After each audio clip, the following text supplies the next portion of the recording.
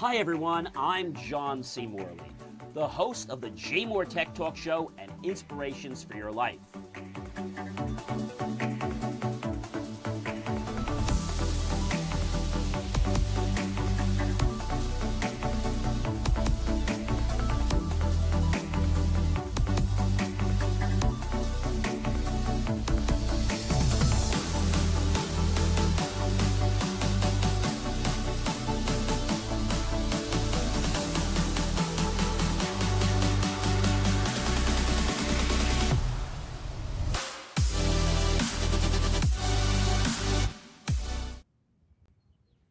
Well, hey guys, and welcome to the JMOR Tech Talk Show. If you are wondering where I am, well, I'm on my beautiful campus here at Montclair University, right in the middle of the outdoor amphitheater, which is right basically in front of the Alexander Kaiser Theater, and you can also see right in front of the main administration hall called Cole Hall. So it's great to be with you guys here. Incidentally, if you are looking for me to come to your restaurant or your venue and do a broadcast there, happy to do that. So again, it is so great to be with you. Today, ladies and gentlemen, I cannot believe we are in April. We're officially on the air now, 4 years and 3 months. Today is Friday, April 3rd. It is Good Friday for those of you that commemorate that time for our Lord. Anyway, ladies and gentlemen, I'm so grateful to be with all of you guys. If this is your very first time joining me, I want to say thank you. If you're coming back, I definitely want to say welcome back and thank you for coming back. It really does mean a lot to me that you have chosen to come back and be part of this great show. All right, guys. Like I said, if you've been here before, welcome and thank you. If you're coming back, definitely a big welcome back to you. All right. So we have a great, amazing topic, which I think you guys are really, how can I say, really appreciate more than anything. And hopefully you guys will like what's going on, because the show is all about technology. And ladies and gentlemen, this show that we do this basically every single Friday. And again, it is so great to be with everyone here, on the show, and to have you guys be part of this is really great. I really try to give you some amazing information that hopefully will inspire you to become a better version of yourself and give you key insights. Ladies and gentlemen, my book is coming out. I'm happy. I'll be dedicating it to my parents actually on April 17th in just a few weeks. So again, welcome to the JMOR Tech Talk Show. If you are thirsty, if you're hungry, or what have you, feel free to go grab that and come on back to the show. If you have not checked out BelieveMeAchieve.com, well, don't forget to check that out. 24 hours a day, 7 days a week, 365 days a year. You can do that when the show is over, guys. All right, without any further ado, let's kick this show off. This is the JMOR Tech Talk Show. And yes, I'm John C. Morley, serial entrepreneur, engineer, marketing specialist, video producer, podcast host, passionate lifelong learner. And pretty soon, guys, I'm also going to be a published author, and I'm really excited for that. So the JMOR Tech Talk Show is an amazing show where you can find out key insights. And the show today, Series 5, Show 14, is entitled AI, Robots, and Digital Chaos Colliding. 14 big shifts are quietly rewiring how we work, we live, and stay safe online. The future isn't coming someday, guys, anymore. It's already here, and it's knocking at your door, if not ready to come on in. So, ladies and gentlemen, like I said, welcome everyone. It is a privilege and pleasure to be with you here on the JMOR Tech Talk Show and help you through this labyrinth of mazes and modern tech, and help you understand what's going on with tech this week, my insights, and some guidance for you guys. So we're talking a lot about AI, robots, digital chaos, and the 14 shifts that are reshaping our future throughout this. Again, this is season 5. It is episode number 14. Once again, if you did not know where you are, you're tuned into the JMOR Tech Talk Show. It is, yes, Good Friday, and this, ladies and gentlemen, is April 3rd, 2026. And like I said, it is so great to be with all of you here today. And I hope that you guys will definitely benefit from all the key insights that I'm going to share with you, because I think once you start understanding, like, what's going on or why things are happening, you're going to be like, well, wait a minute, I should pay more attention to that. And that's really, what it's all about, guys. So I'm excited to get this rolling. I'm sure you're excited about AI and robots, but unsure about, what's real and what's really the hype about. Well, you're worried about jobs, I'm sure, maybe automation, or you just want to stay safe and sane in an increasingly digital, fast world. Well, I'm going to walk you through 14 concrete shifts: economic, social, and personal. By the end, you'll have a clear picture of what's happening and simple moves that you can start making different choices in your life right now. If you're watching live, I'm not sure if you're doing that or not, go ahead and drop us a comment, and we'll try to get those comments on the air if we have some live people here today. Again, it is great to be with you. We may feature some of these comments later on this show or other shows, so please understand that before going ahead and submitting these comments. So again, the 14 shifts that are reshaping our future. Let's start with the topic everyone asks about first. You know what that is? It's work. So work and the economy shift. From jobs to skills, generative AI and robotics are hitting both the office and, guys, yes, physical jobs simultaneously. And analysts estimate up to about 20% of U.S. physical jobs could be significantly disrupted by automation over the next decade or two. Now, the mindset shift is huge. So stop asking, is my job safe? Start asking this question instead, which skills let me work with AI instead of competing against it? I think when we start to realize this whole understanding, we'll be more prepared and less scared of AI. Yes, there are some jobs, ladies and gentlemen, that are going away, but the types of jobs are basically changing, guys.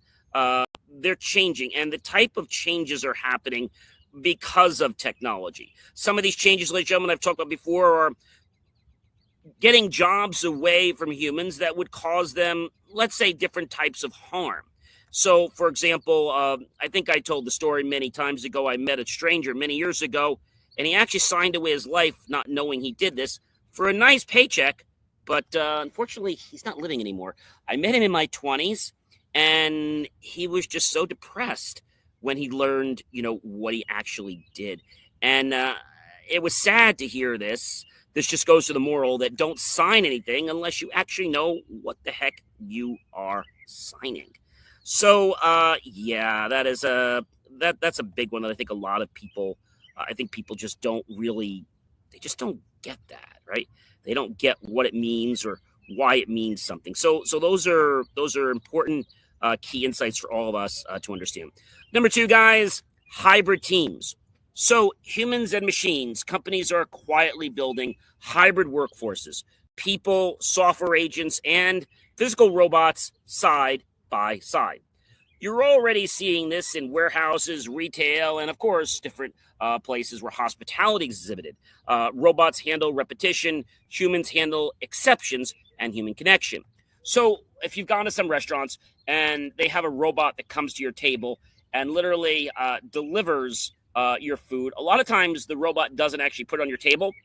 It comes to your table and then the server has to come and take it off. So it's really just, I'm going to say, like a step minder, so they don't have to do so much walking with things in their hands. If they put things on the robot and they hit a button, it returns back to the kitchen. So busing is easier. So experts are talking about automation cliffs. This is not new, guys. Moments when enough capability arrives that a whole workflow flips from manual to mostly automated. And, we're right on the edge of several such cliffs right as I speak.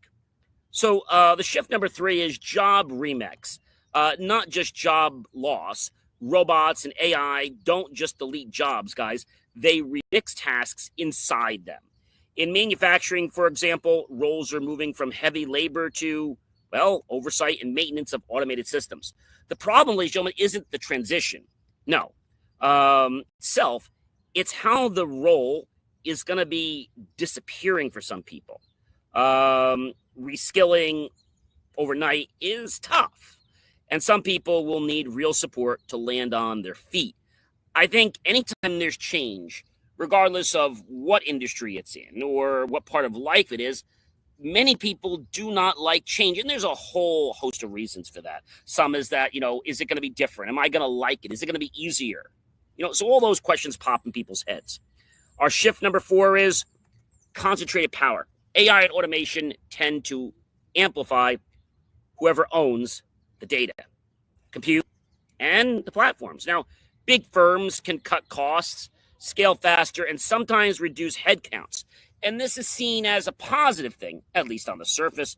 But what it winds up doing is cutting jobs and also, let's say, demeaning human beings. And that's a problem. The open question here is whether we use these tools to broaden opportunity or allow them to concentrate wealth and control in fewer hands. Yeah, that's a pretty big beat there. So let's zoom from the economy now to the machines themselves. The rise of robots, right? Robots leave the factory. Industrial robots used to live behind fences in factories, repeating the same motion all day long. Now, they're in hospitals, hotels, restaurants, airports, and even on stage today, answering questions at press events. We've seen humanoid robots at AI conferences, taking live questions about their goals, their ethics, and limits. But the company's got to be careful because if that robot says something that's, let's say, slightly even off tuned to what their company's view is, that could be a big disaster. So that's not sci-fi. That's our present, guys. This is not something that is talking about Epcot that was built many years ago, experimental prototype community of tomorrow. Where Epcot was 20, 30 years ago, and they were showing things, we're basically here today. If you go to Epcot today, you'll see a completely different world. The robots that were kind of like making you curious aren't there anymore. There's a whole different setup there to show you what's happening in the world. So shift number 6, robots in daily life. Analysts expect relatively affordable multi-purpose home robots, priced more like small cars than sci-fi gadgets, to emerge over the coming years. Now, they won't just vacuum. They're going to supposedly help with chores, basic security, and possibly elder care support. My problem with this is, as we start to do more of this, we're starting to cross a boundary of privacy and security. And the data that's being used might be put up in a cloud, which it probably will be. And that data is probably going to use third-party integrations. And can we really police every third-party API and company and vendor? Not that easily. So your car may double, ladies and gentlemen, as a robot autonomous vehicle that drives you and can potentially earn money when you're not using them. But do we really want that? I mean, driving's kind of fun, right, for some, but I don't know if I really want an autonomous vehicle. Even if exact timelines slip a little bit behind or ahead, the direction is clear. More automation in everyday life is inevitable. Number 7, human-robot collaboration. Now, we're seeing a rise in cobots, robots, and so cobots are collaboration robots, by the way, designed to work alongside humans, not to replace them. Now, they appear in medical settings, as I said, warehouses and service jobs, running AI for context-aware behavior. These systems can respond to questions, adjust to environments, and even read some human cues, all in real time. Now, this is starting to blur the line between tools and teammates. Shift number 8, guys. From apps to agents, AI is moving from simple tools you click to agents that can pursue goals you actually set. Instead of do step 1, then do step 2, it's book me this trip or find new leads, and the agent plans and executes. A lot of times people using things like AI and trying to get it to do graphic design. And the problem we're finding with a lot of these tools is sometimes it gets something right, but then it makes a mistake. And when you try to tell it to go back and fix something, well, it just makes more mistakes than you'd expect. It wastes more time than you just designing it from scratch. And I have to tell you, when you get frustrated with it, it doesn't seem to do anything more than apologize and say, oh, I'll get it right this time, when there's a very high probability that it's not at the critical thinking level yet. So physical robots follow the same pattern once they build reliable world models of their environments. Power goes up, but so do the stakes when something fails. Dum-dum-bum. But now, let's talk about the chaos, misinformation, security, and control. So as we move into our segment 4, digital chaos and risk shifts are inevitable, okay? The truth in an AI world, AI makes it easy to generate convincing text, images, audio, and video at scale. However, sometimes they're not necessarily legitimate what they stand for. And that's a very, very big problem. So that's great for creativity, but it also supercharges misinformation, deep fakes, and sophisticated scams. We're already seeing AI generated material affecting online debates and political narratives. Seeing is believing, guys. It's no longer enough to just think it's not going to happen. Cyber arms race in cybersecurity, AI is used both by the defenders and the attackers. So now we're getting AI versus AI. We saw it in the medical field for insurances. We've seen it in the financial world, and we're going to see it in a lot of other worlds where one competes on price, one competes on lowering the price, one competes on raising the price, and it's just this never-ending saga. Defenders are using it to spot anomaly and respond faster to threats that they learn about. Attackers are using it to craft better phishing probe systems and scale attacks automatically. Something seems wrong with that picture, guys. As more physical systems connect, cars, hospitals, factories, the risk that a digital breach causes real-world harm goes up. I said this, ladies and gentlemen, before, and this is not because of what's today. This is because what I know, and for the past, I have to tell you, I would never want a smart home. Now, smart homes that are non-connected, that's fine. But I don't want everything on the internet. I don't want everything being managed, because if one thing goes wrong, that's a complete disaster. And let's face it, they don't all have a quote-unquote manual mode. All right.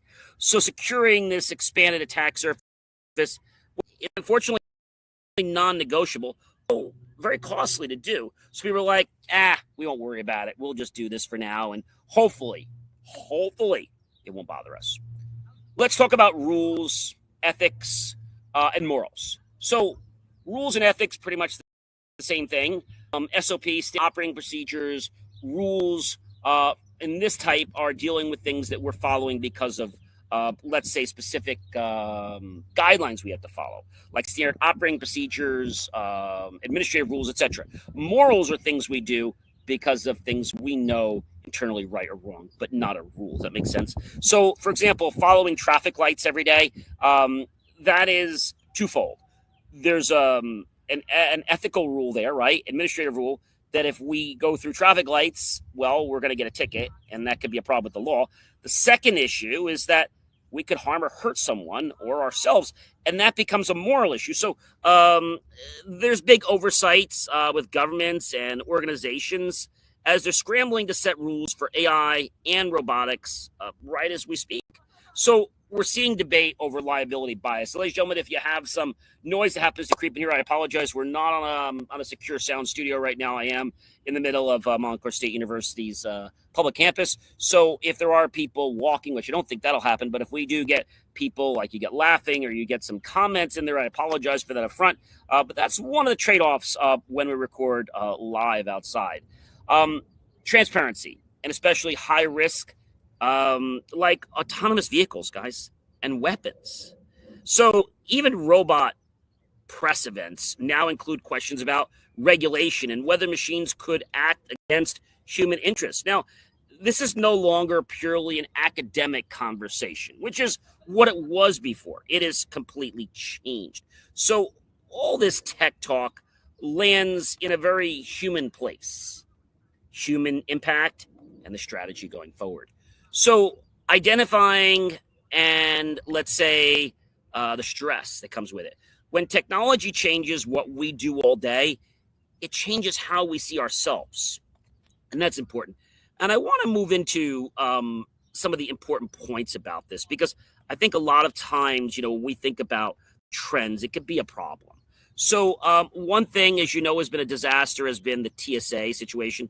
Hopefully, the administration has started to pay TSA. Airport crisis hits breaking points. And as TSA workers going unpaid and stopped showing up, causing massive delays, record absences like never before, an hour more long, let's just say hours, not just an hour, like 3-4 hours. And that's if you don't have clear. If you have clear, it's still an hour wait. Some locations lost over 40% of the staff, but essential workers were not paid. The entire system started to fall apart. And, we've talked, ladies and gentlemen, before about, AI in the workplace, and we talked about AI in the medical field. And I don't think this is new. I think this is something that's scaring a lot of people. AI is being deployed to reduce waiting lists, missed appointments, and administration workload. So doctors can focus more on the patients. And this is happening now, not in the future. And it's changing how healthcare runs. Things like somebody waiting for an organ or donation from a donor is now being controlled through AI. And is that good? Is that bad? And here's one I think a lot of you guys are going to jump at, and that is digital downloads soon may get taxed. You heard me correct. Digital downloads may soon get taxed. A global rule has been blocking taxes on download, streaming, and online content for years. Now, that rule could expire. If it does, the internet goes, well, a different way, and it becomes more expensive for streaming apps, and the software all could cost much more. The digital world you rely on may not stay free much longer. I hope you're ready for that. And how about this, guys? We had a bank glitch recently that took place, and this is completely interesting. Nearly 500,000 customers had their banking data exposed after they call it a minor system error. They claim it wasn't hacked. It was just, quote unquote, broken. So people could see other people's accounts, transactions, even personal details. So your money is digital, and so is your risk. And so even though it wasn't a virus, it becomes an accountability and an ownership issue. So I say shame on them, because that should have been caught and tested. That's just pure laziness. And, ladies and gentlemen, how about this? We talk about all these secure places from the CIA, the FBI. The FBI director's email recently got hacked. That's right. Hackers broke into the FBI director's personal email and leaked photos and messages online. Not a system breach, a personal one. Even top officials are targets. No one, guys, is off limits. So I think we always have to be proactive in what's going on. And here's one I think that's interesting, is the banned AI still reach China. Military recently linked university-bought servers with restricted AI chips because of U.S. bans. Now, this was not supposed to happen. Rules went in place to be bypassed for this. And AI is not just technology, it's global power. That's an interesting thing, guys. Enjoying the beautiful bells here of Cole Hall, which ring every hour on the hour. Nice chimes. You can kind of hear them as they're going in the background. So that plays the first chime sequence as it did now. And the interesting thing about this particular sequence is that they don't have a second sequence, where it'll go, this one goes bong, and then it will do just a 5. Some chimes actually will do like 2 rounds of the main. This just does 1. And then let's say for the next time, it's actually doing the sequence for that. All right. So I think these are important things to realize. And the European Union platform, ladies and gentlemen, guess what? It got hacked again. The European Commission was hit by a cyber attack affecting its cloud platform, and early signs showed data may have been taken. The attack was contained, but the full impact is still unknown. Even major government systems are targets. No system, no person, no infrastructure is 100% untouchable. And as I said before, AI is forcing legislation to stop fake images now. A Dutch court ordered Grok to stop generating nonconsensual undressing images, and fined violations are being issued daily. This is a major warning to AI companies. If they build it, they are responsible for it. They need to take ownership for it. And I think now that this is coming to play, I'm hoping people will take this hoping people will take this more seriously and say, well, you can't just say, hey, it's AI. We have to say we built it. We have an accountability to it. And PS5 pricing, yes, is starting to go through the roof. Not because of gaming. It's because of artificial intelligence. The same chips used in your console are now being pulled into AI systems. Less supply, higher prices. The future of AI is already starting to cost you more. So you can play those games you want, but they're going to cost you just a little more. And ladies and gentlemen, a social media ban for kids in Austria. Countries are moving to ban social media for children under 14. Not because it's fun, because it's addictive. Governments are now stepping in where platforms didn't. And if they're banning it for kids, what does that say about how it's affecting adults? If your tech is controlling you instead of helping you, it's time that you do a personal audit and say, wait a minute, I think it might be time I unplug or take a tech detox. Yes, I know. The thought of taking a phone away from a teen or even an adult saying, hey, we're going on a retreat and you need to check your phone in, they would think that's something criminal. But it's actually a good thing to do a tech detox. A good time to do a tech detox is at your Thanksgiving dinner, unless you're taking pictures. But hey, spend some time with your quality family. And a judge, ladies and gentlemen, this one really blows my mind. A judge blocks Pentagon AI ban. A federal judge stopped the government from forcing agencies to drop Anthropic AI tools. The ruling keeps AI active inside the military and government systems for now, and AI is apparently too embedded to remove overnight. It's in all of our military operations. But we've seen how Claude has done some things that, let's say, is a little bit overly aggressive, but I guess in the military, they want stuff like that. I'm concerned about what Grok is doing and also what Claude's doing with your data. That's a big problem. Social media companies, ladies and gentlemen, they just got a phone call, or should I say a warning.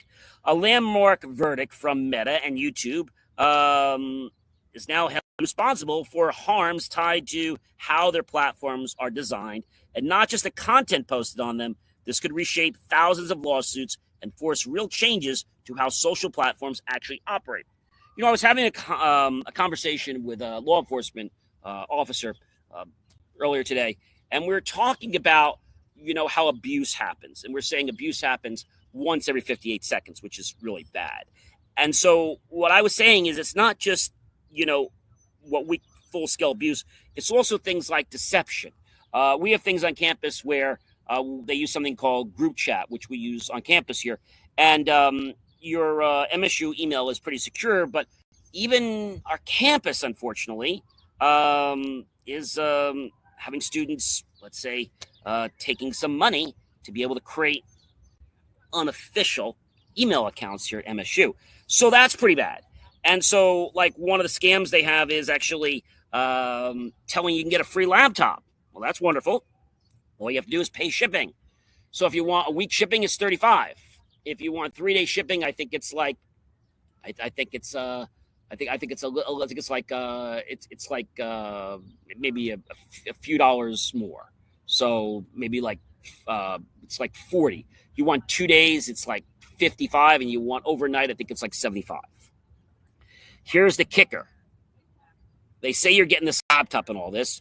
They collect the money. You don't get the laptop. Here's a better one. So always for supporting other graduate and other undergraduate programs here at the university.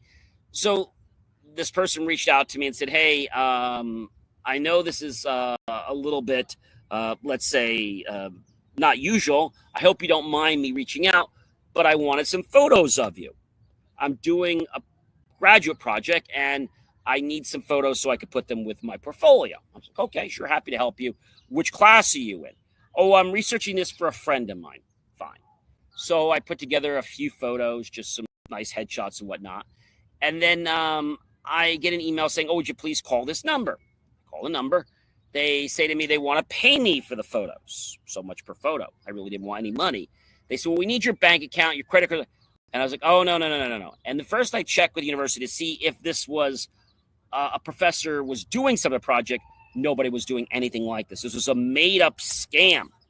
And so what they were hoping would happen is you would actually get what you need. I know the sun's a little bit bad out here today, so it might be a little hard to see me. Sorry about that. Again, when we shoot outside, we never know what we're going to get, what kind of conditions.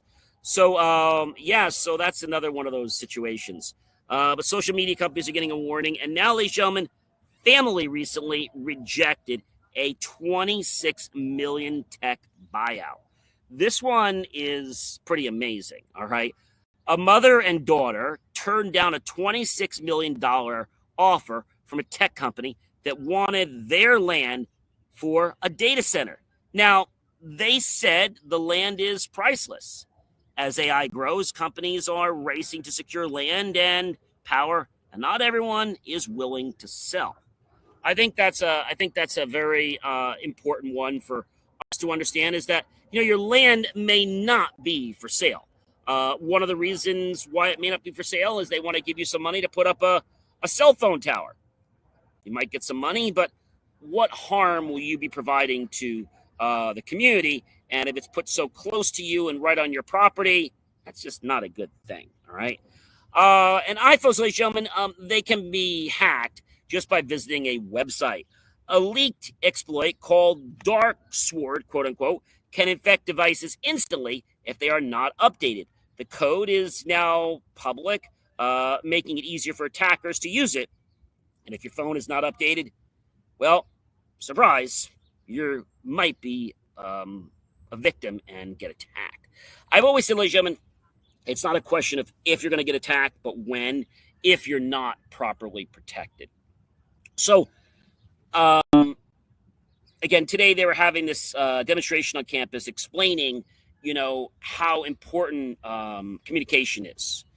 See something, say something, but also the fact that an abuse situation happens once every 58 seconds around the United States. That's a pretty high number, right? Once every 58 seconds. And they were asking us to support it and basically take a small postcard or a big one and write something out and put it on the ambulance or the police truck. And I think I wrote something down to the fact, when I said, what makes you believe? And that is listen to everyone, okay? And not judge them. Because I think sometimes people are afraid to ask for help because they feel they're going to be ridiculed. They're like, oh, I can't believe you didn't know that. And we should never say, hey, you shouldn't. It's not that. Like even the group chats, when I get these things, I don't say to people, hey, you should know better. No, I'm like, hey, you guys, this is a heads up. This person in the group is trying to do this. Don't do this, or I report them and get them out. I've even filed a few police reports on campus because of this activity, and hopefully it's starting to slow down. But I think awareness and education are the key for security. Of course, we need technology, but the key is awareness. The more that we are aware of what's going on, the more that we can say, hey, I think this isn't right. So there's a lot morphing around right now in our world. And I think a lot of people, they're like, oh, I don't really want to bother people with that. There are even people that are fabricating stories to the police. Okay? That's trouble. So the Transportation Security Administration officers have begun receiving paychecks. This was as of March 30th. I wanted to let you know that. Returning to work following a 44-day period of working without pay during a partial government shutdown. So the good news is if you're going to be flying out, or you've been flying out, you probably know that the lines have gotten shorter. Airport security wait times began to improve nationwide this past Monday due to a decrease in sick calls, with major airports like Baltimore, Washington, International BWI reporting a return to more normalcy efficient operations. Now, despite the return of many workers, airports are still advising passengers to arrive early. For example, Atlanta's Hartsfield Jackson was initially warning passengers to allow for extra time, according to several reports. Reduced absences. The overall call-out rate among TSA officers dropped significantly, as I said, on Monday, though some staffing shortages continue to be a concern, with reports that nearly 500 officers left their positions during the shutdown and have no intention of returning. Support presence, immigration and customs enforcement, the ICE agents who were deployed to assist with security during the high absenteeism period will remain at airports until operations fully stabilize. And this is all according to the White House border czar, Tom Hoffman. So, according to all that's going on and according to President Trump, he signed a memorandum directing the DHS, the Department of Homeland Security, to pay employees with funds for workers coming from existing resources, including part of tax package passed in 2025. While workers are receiving back pay, it's not yet clear if they will continue to be paid if the shutdown persists into future pay periods. That's serious. The overall DHS shutdown continues while Congress is on the 2-week recess, creating ongoing uncertainty for the agency. So we have a temporary Band-Aid in place, guys. We don't have a permanent answer to them saying, you know what, you're going to be paid indefinitely. We don't have that. And I think that's a big problem for, a lot of people to understand, what does that really mean for a lot of us? And I think it means that we have to be vigilant of what's going on. We have to be, and I'm not here to be political, but we have to be concerned about who we're electing. I don't care what party it is.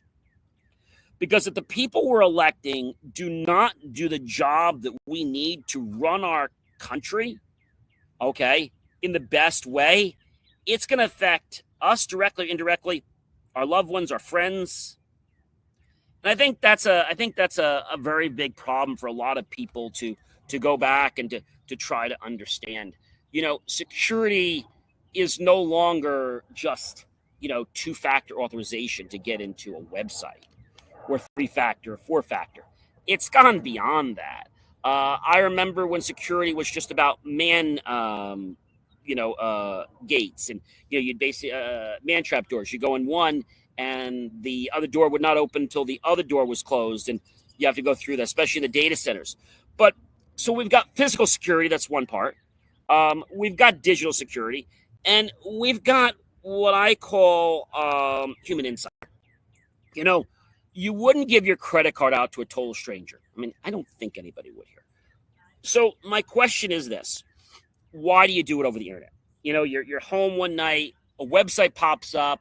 Oh, let me go buy these tickets. This is cheaper.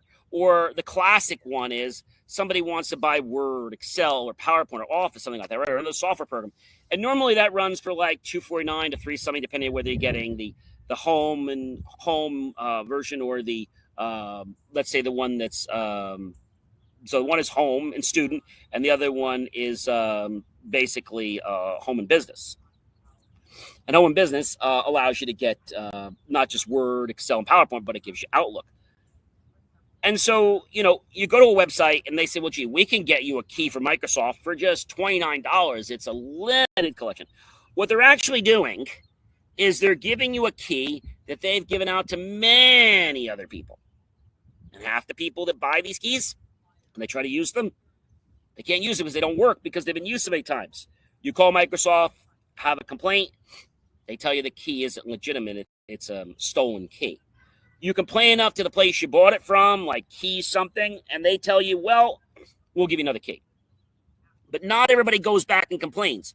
But actually what you're doing, ladies and gentlemen, is you're stealing. Now, maybe you don't know what is stealing, but I want to educate you so you know. When a software package is supposed to sell for, let's say, $149 for the home and student, or the, let's say the home and business is supposed to sell for like $289, or the professional is supposed to sell for like $389, and you're getting it for $20 to $49, there's something wrong with that picture, right? Something wrong with that picture. There was an old adage that said, how'd you get that so cheap? Oh, it fell off a truck. And I remember when I first said that to somebody, I said, oh, well, where's the truck? And did any more fall off? And that was a phrase of telling people that it was illegal. Back then, many years ago, I didn't know what that meant, fell off a truck. Fell off a truck was a way of saying that it was illegal. Somebody took money, basically not legally. And they were stolen from a warehouse or somewhere. Maybe you read that this place got broken into, and suddenly there's this big surplus of these DVD players or these things. And that's creating a very big habit. So that's the first thing. So when you're home and you're seeing these things, you're like, oh, I can get this for a cheap price. I tell people this all the time, and I'm going to say it again. If you're going to a site and you're going to enter personal information, okay? So we have basically PI, personal PI information. And in the health world, we call it PHI, personal health information.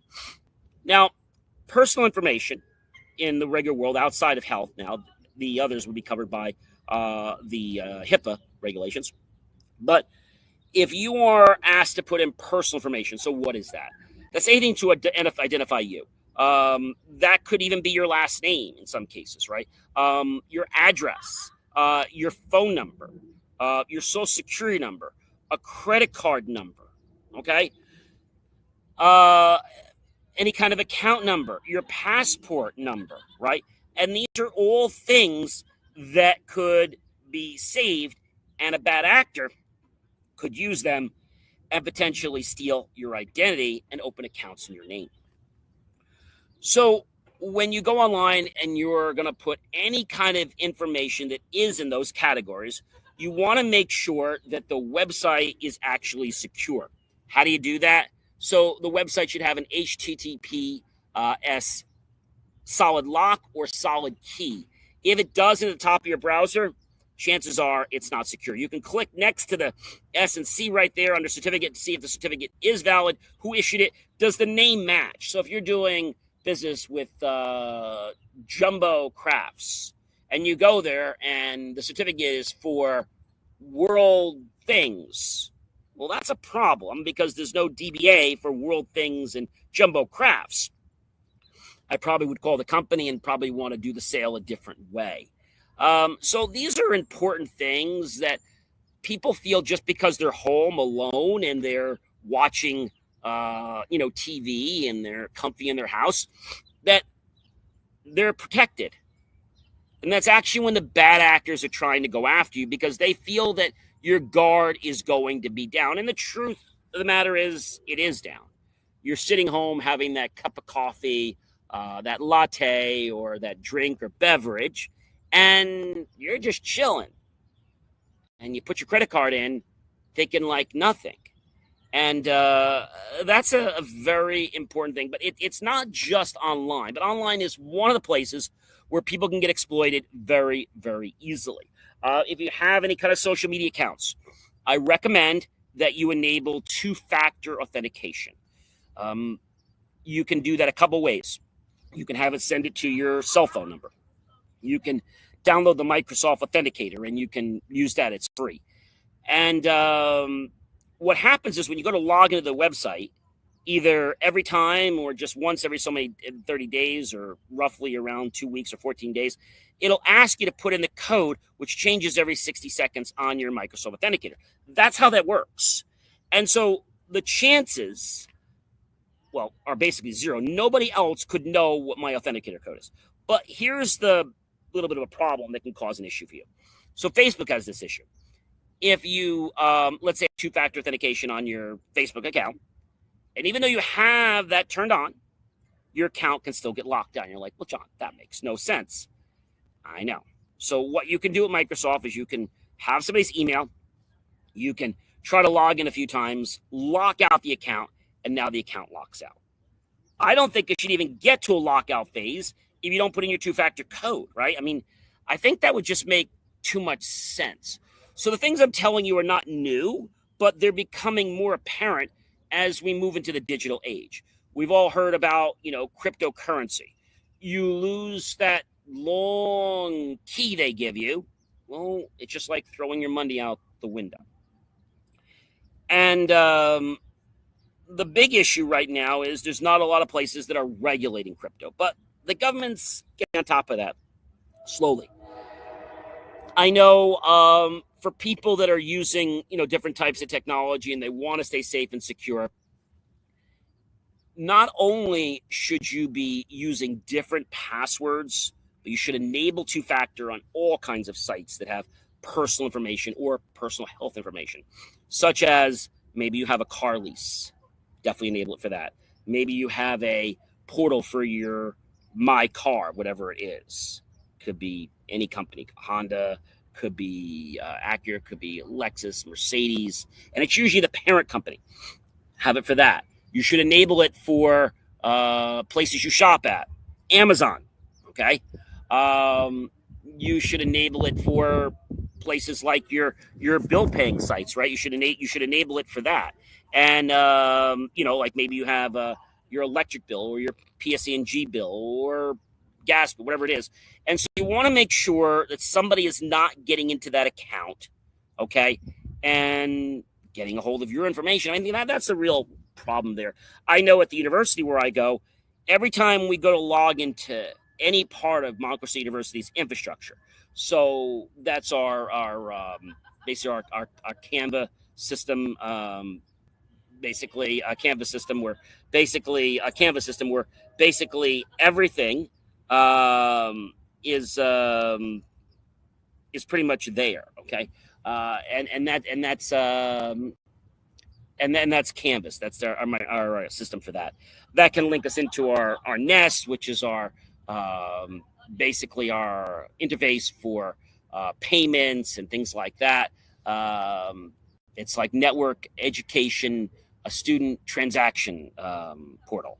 And so anytime we do anything, we go into our Gmail that's linked to our MSU account, we have to use Duo, which is the app that they've chosen to use, and that authenticates us. And again, these things might seem like a pain in the neck, but I have to tell you guys, set them up once, and you won't be having the issue if somebody took over your Facebook page. You might get inconvenienced because you can't log in, but chances are you're not going to have your account shut down because nobody's going to be able to post. Now,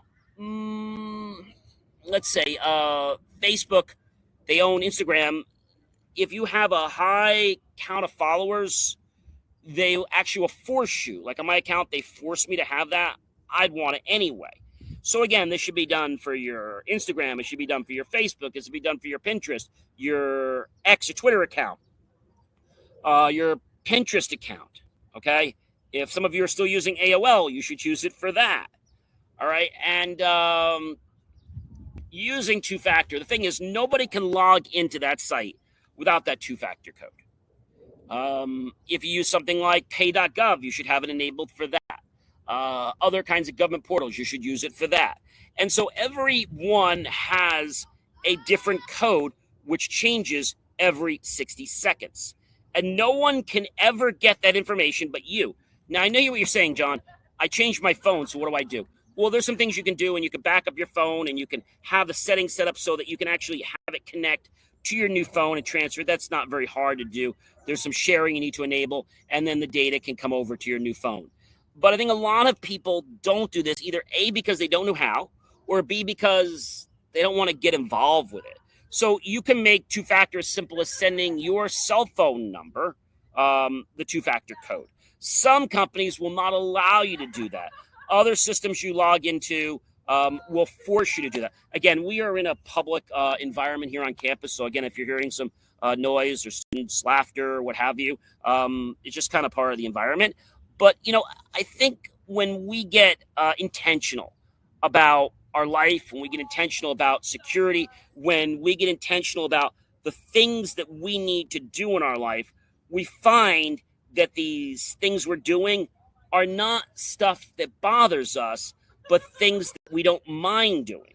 And I think that happens because maybe we've heard of a loved one or a friend or somebody like that that's actually had their identity potentially compromised or fully compromised. And so anytime you use PI, personal information, I want you to make sure you set up two-factor authentication. Maybe you have an online accounting system. If you use a system online, make sure you have two-factor set up with that. We actually use three-factor and four-factor for our systems. So we actually have to know the password. We have to scan our eyes. We have to enter a PIN that has come on the phone within so many seconds on the computer, 3. And the fourth authentication is it'll ask us a security question as a fourth level. That's an awful lot, guys. But I can tell you that account's not getting hacked. That account is solid because there's too many levels. See, bad actors go after things that have a very easy breach level. There have been so many companies out there. We could talk about the doll that was out many years ago and how it exploited kids because they had a very weak 4-number password, which could be hacked very easily. Bad actors got into that, and whammo, they started forming bonds with these kids. They met, got live, personal, and it got serious and potentially got very dangerous. So I think understanding your information and knowing how you respond to it and how you share it is really key. You should never have all your passwords written on a book and kept somewhere. If you're going to do that, at least put that book or that paper in your safe, because that piece of paper has your life on it. And all I need to do is take my phone and take a quick snapshot of that. And guess what happens? Bam, I have all your data. Now, hopefully you've enabled two-factor authentication, right? Hopefully you have done that. So I know these things are not new, but I do like to bring them up to you so that you're aware of them. And if somebody is calling you on the phone and asking you for a code, and that's not standard procedure, don't give it out. If somebody is calling you and saying, hey, we have questions about your account, we need to verify your account number. So you can say to them, great, you can read the account number and I'll let you know if it's correct. Oh, no, we need you to give us your account. No, that's not verifying. That's me giving you the information. And usually they'll say we'll read you the last 4 digits or something. But you might say, gee, I want you to read me the whole account number. And if they're sincere, they will do it. The typical scam is, get an email. We just want to alert you because, there's a $8,000 pair of golf clubs being shipped to your home tomorrow, and we figure this is a scam, so please click here if you didn't order this. So you click there, and now you go to a website, and one of two things happens. A, you just installed some type of Trojan or virus backdoor on your computer. B, you've been sent to a site that you can log into, and the site looks very, very similar to the main site. And if you weren't really astute to it, and the rush, you may not be, you log in. Now, let's say the site was Amazon, and it looks exactly like Amazon, but maybe there's something so marginally different. If you weren't paying 150% attention, you would think it's fine. So now you log into the site, you get in, or you log in and it goes nowhere, which is usually what happens. You log in and it says there's been an error. Now they've got your real information. They've logged in. By the time you call customer service, they've changed your account. They've changed all your information. And now you're not really the account holder. And this becomes a real mess. So don't click on things. Don't log into things. If you think there's an issue with a bank, go to the website directly and go log into it. A big thing when people see this thing, there was a big one with UPS and FedEx many years ago. Click here. There's an invoice you need to pay. And it was some weird website. It wasn't the website. So I always say, if you have a question, like there's a bill with UPS or FedEx, go to FedEx, go to UPS.com, log in, see if there is a bill. If there isn't, that was a scam. 99% of the time, it is a scam. There's another big scam I want to tell you guys about because I like to alert you. So what happened here in New Jersey, I think they're doing it in many other states, they send you a text late at night saying they're from the court of such and such New Jersey and you're a local what have you. And so when that happens, basically you say, okay, this is great, but now what do? They sent you a text telling you that you're summoned to court in the next 2 days. And usually you're going on a trip and you have to be in court that next day. So it says you're supposed to appear at the court this time by Joe Doe. They don't have your name on it. You're being cited because of the parking violations or because of inappropriate driving behavior, yada, yada. And so now you panic. You respond back to what you call them, and then you want to talk to them, and they want information to resolve it. It is a scam.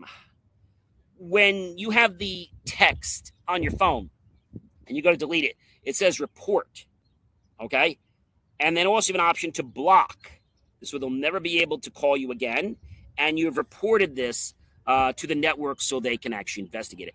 But it's sad how they use fear, which is false evidence appearing real, we know that, to get you to take an action. And that action is you need to pay us or you'll be in legal trouble. There is no legal trouble. It is a scam, SCAM. It usually happens 8 to 10 o'clock at night, and a court is not going to text you. Okay, they're closed. They're going to use your name. They may email you. They'll send you a letter. They are not going to text you. Okay? They're not going to do that. And there is no judge that I know named Joe Doe. Maybe in your area, but not in our area. So I just like to alert you guys of different scams that are coming around. And so hopefully that if something like this does pop up, there's also the other one with EasyPass, I'll alert you. That's another big one.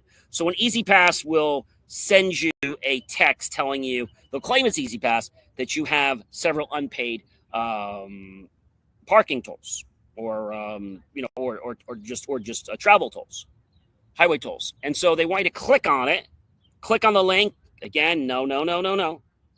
They want you to log in, put your information in, and then pay for it. So if, like, for example, if you have EasyPass or you go to the site, you log in. If you don't see there's any violation, that's a scam. Again, what do? You click on the button, you delete it, and then you report it back. So if you're here and you're identifying all the stuff I'm sharing with you, this is all built about a world that's being automated, if you didn't know. So constant news is always changing. And the stress about things like this, ladies and gentlemen, it's real. It absolutely is real. So the same tools that are lowering barriers for creators and entrepreneurs are actually being used to exploit you. And this is really sad. Automation is a great thing, but it can also remove some of the dullest, dirtiest, and most dangerous work and open rooms for new industries and services. And the challenge is this, ladies and gentlemen. It's making sure more people share in the upside. From fear to action. Simple moves you can start this week that I shared with you. And I think that's an important thing. So, ladies and gentlemen, get your hands on this stuff. Be careful what you're doing. Audit your jobs, the parts and stuff that you do every day. And be careful. Learn that human beings and strengths are very powerful. Don't let technology try to manipulate you by bad actors. You're smarter than you think. Again, ladies and gentlemen, I invite you to join this conversation and others and learn more about everything we do, decisions and tech, and how these changes are making a big difference in your world and mine. You can visit believemeachieve.com. Pace yourself. You don't need to master everything at once. Aim to learn one new thing a month or update one workflow each quarter. They'll make a big difference. AI and robots are amplifiers, and they magnify intention, creativity, and if we're careless, our blind spots could lead us into big trouble. Have a great one, everyone.